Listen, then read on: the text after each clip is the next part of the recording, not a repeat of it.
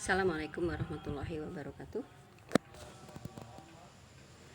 Bapak Ibu, saya ingin menjelaskan tentang konsep sistem penjaminan mutu internal untuk sekolah, di mana ruang lingkupnya yaitu yang pertama konsep SPMI itu seperti apa, indikator keberhasilan SPMI itu harus bagaimana, dan tahapan implementasi SPMI di satuan pendidikan itu harus seperti apa dilaksanakannya.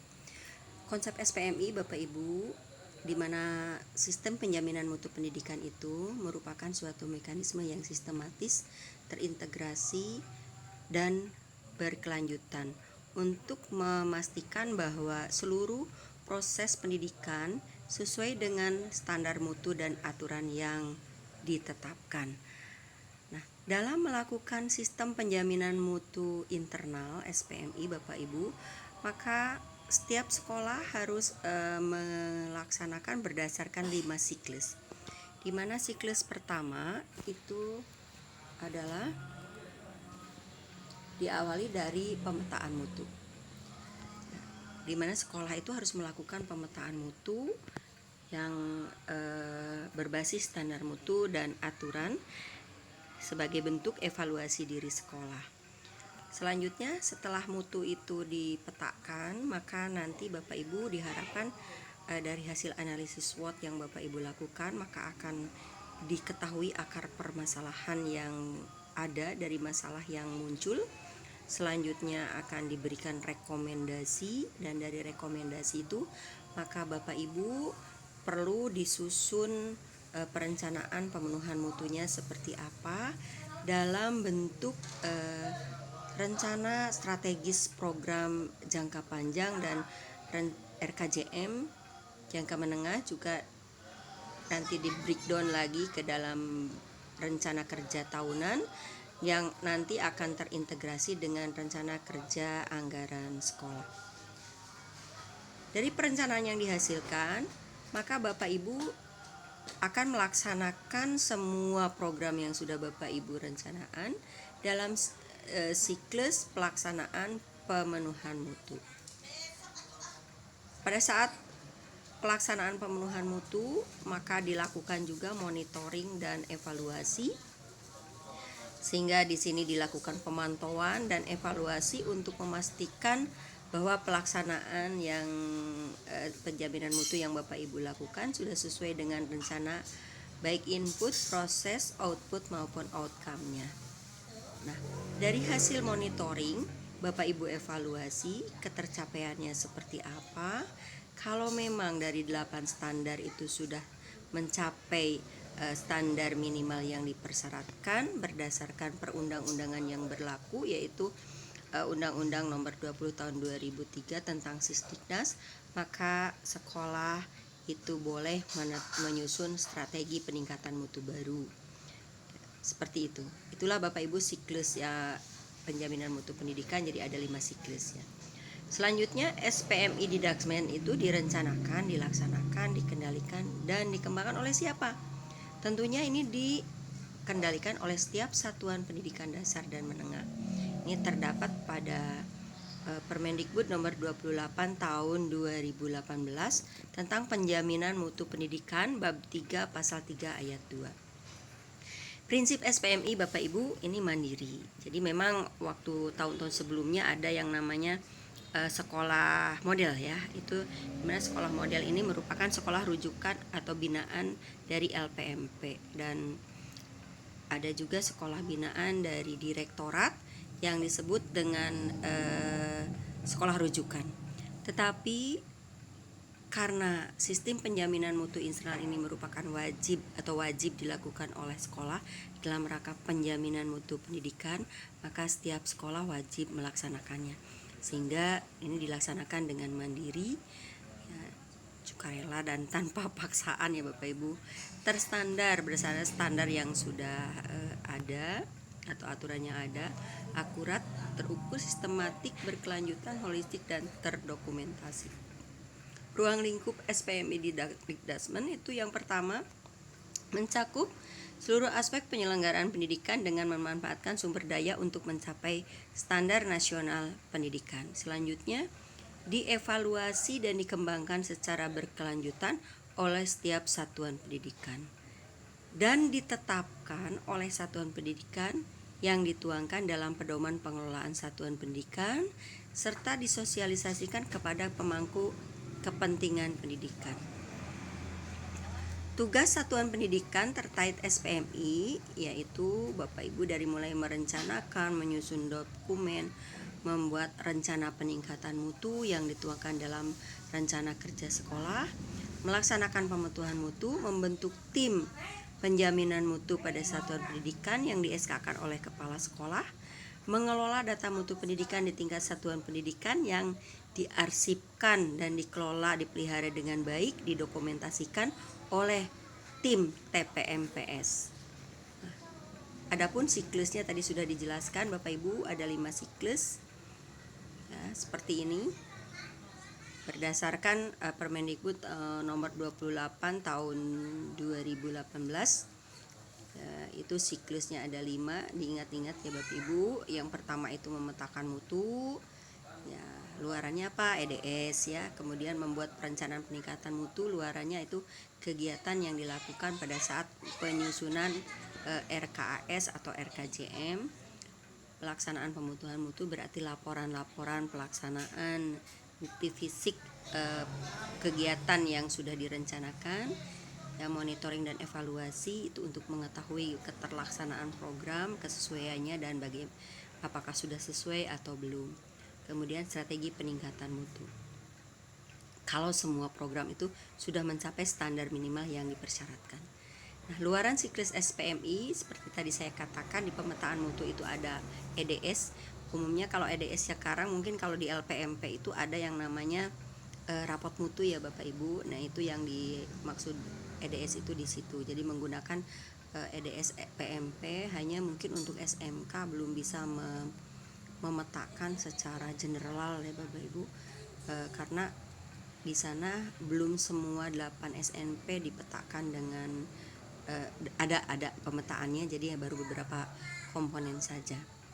Kemudian pemetaan mutu ini juga dikaitkan dengan pencapaian visi misi dan kebijakan sekolah, apakah visi misi itu masih sesuai atau perlu ditinjau ulang ya, atau perlu dirubah ya.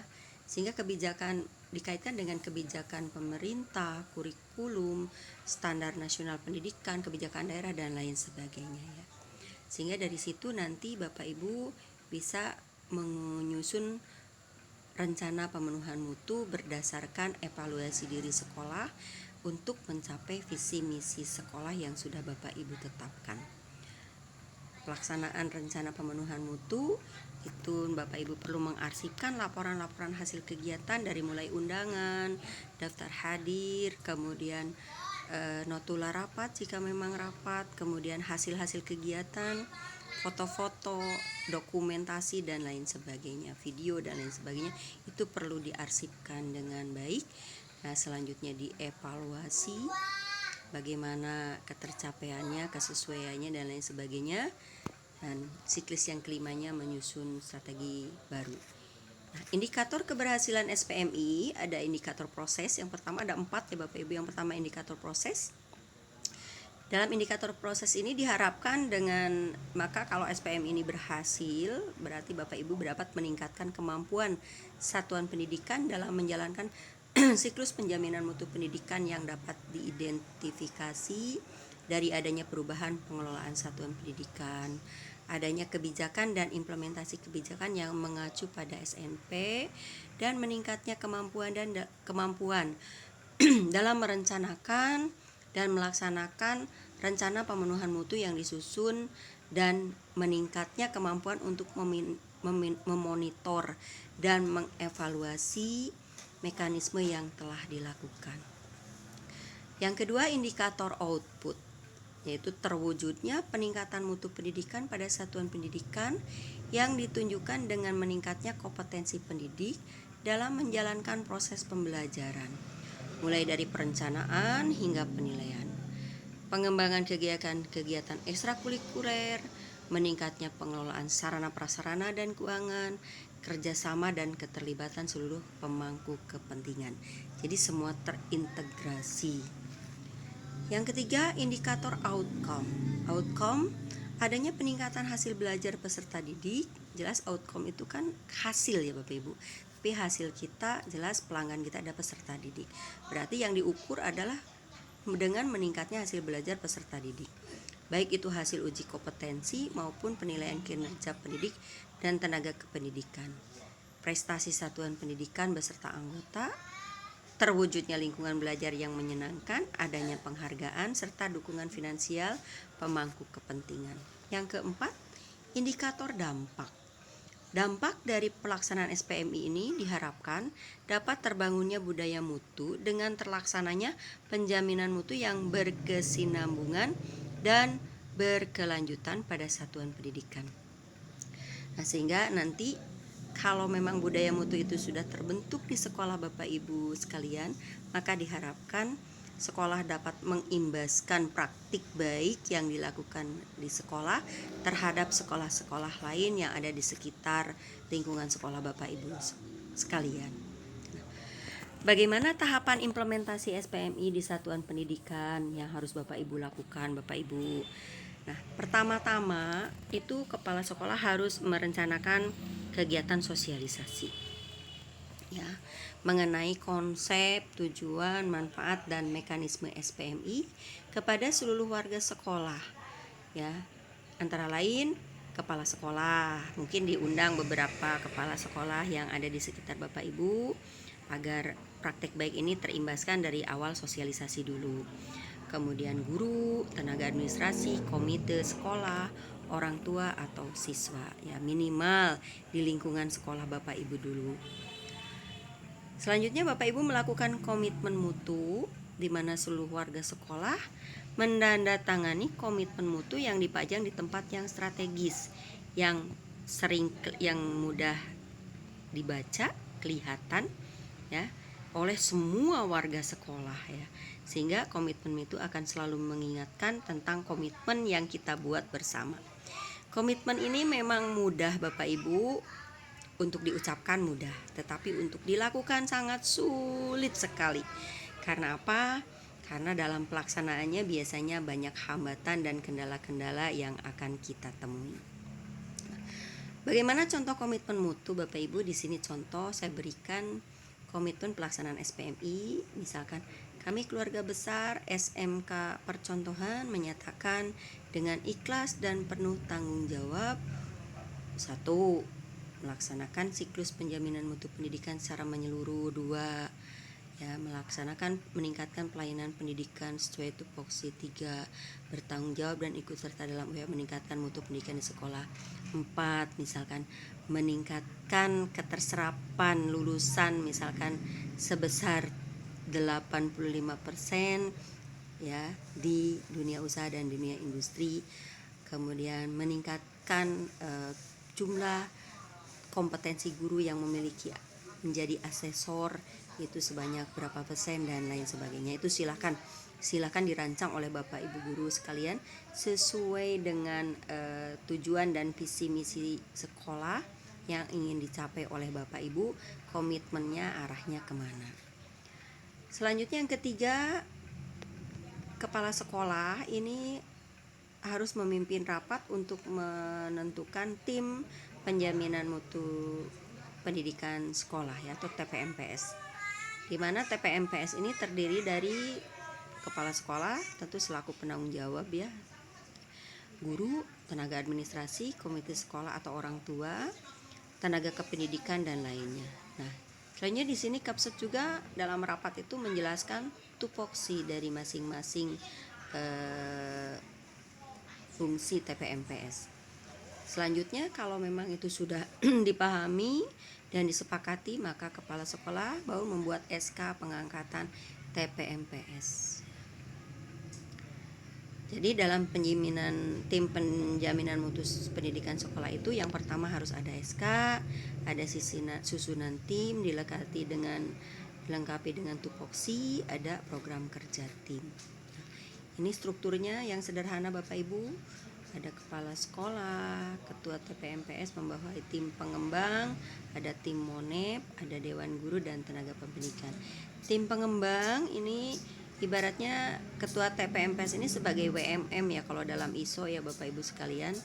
Kemudian tim pengembang di sini berarti tim pengembang sekolah di luar sistem manajemen, wakase kurikulum dan lain sebagainya kalau bisa ya diupayakan itu di luar manajemen sehingga ada fungsi kontrol untuk masing-masing tupoksi waka ini bisa dikontrol oleh tim monep ya dan tim pengembang ini di perencanaannya.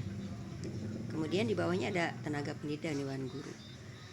Untuk pemetaan mutu, nanti selanjutnya kepala sekolah melakukan pemetaan mutu Bapak Ibu.